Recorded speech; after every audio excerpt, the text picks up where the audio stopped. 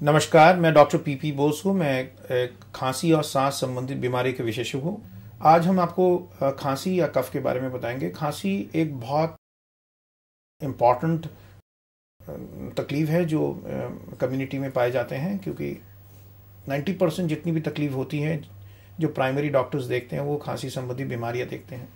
तो खांसी को जानना, उसके बारे में गौर करना बहुत ज़रूरी है, क्योंकि एक खांसी अगर लंबे चलने वाली खांसी है उसको गौर नहीं करना चाहिए, क्योंकि उसका इलाज होना चाहिए और उसके उचित इलाज के लिए खांसी के बारे में अंडरस्टैंड होना बहुत ज़रूरी है, उसकी जानकारी लेना बहुत ज़रूरी है। खांसी को हम दो प्रकार में डिवाइड करते हैं कि सूखी खांसी और बलगम वाली खांसी।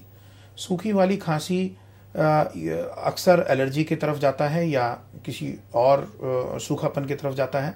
बलगम वाली खांसी हमारे हवानली या इन्फेक्शन की तरफ जाता है। खांसी को जानने के लिए हमारे कुछ जानकारी लेना बहुत ज़रूरी है, क्योंकि हमारी जो हवानली नाक से शुरू होती है, नाक के पीछे वाला हिस्सा उसको हम साइनस कहते हैं। साइनस के नीचे जो कंठा होता है उसको हम फेरिंग्स कहते हैं अंग्रेजी में। फिर लैरिंग्स होता है जो शब्द ध्वनि होता है। फिर हमारी वायुमार्ग जिसको हम ब्रोंकियल ट्री कहते हैं। तो इस तरीके से हमारे हवा जो ऑक्सीजन के रूप में हवा नीचे तक पहुंचती है। तो खांसी कहीं भी इस लेवल पे, किसी भी लेवल पे खांसी हो सकती है। अगर वो खांसी बार बार होता है उसको हम क्रॉनिक कफ कहते हैं। अगर ये खांसी एक बार दो बार होता है उसको हम कहते हैं एक्यूट कफ और शॉर्ट सस्टेन्ड कफ, या थोड़े समय के लिए। खांसी जो लंबे समय तक चलती है, जो बार बार आती है, जो परिवार के सदस्य में उसको पाए जाते हैं, वो एस्मा के कारण हो सकता है। जो खांसी बाद में शुरू होती है 40 साल के बाद, उसमें बहुत ज़रूरी है जानना कि वो धूम्रपान करते थे कि नहीं।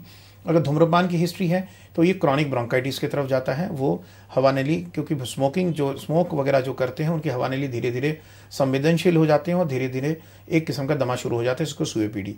कुछ खांसी ऐसे भी होती हैं जो इन्फेक्शन के कारण होते हैं। लोग उसको सोचते हैं कि शायद नज़ला जुकाम की खांसी है, बट वो एक इन्फेक्शन के कारण हो सकता है। तो ओवरऑल बहुत सारी जानकारी मिल सकती है। खांसी सिर्फ एक हल्की खांसी नहीं है। खांसी के बारे में जानना बहुत ज़रूरी है, स्पेशली वो खांसी जो बार बार आता है, वो खांसी जो बुखार के साथ है, और वो खांसी जो लंबे समय तक है, और वो खांसी जिसके साथ आपका शरीर टूटता है और वजन घटता है। तो दोस्तों, मैं ये कहना चाहूँगा, खांसी के बारे में जानकारी लेना ज़रूरी है और आपको कुछ कॉमन सेंस प्रिकॉशंस करना चाहिए। अच्छी ज़िंदगी जिएंगे तो ये खांसी से आपको मुक्ति मिल सकती है।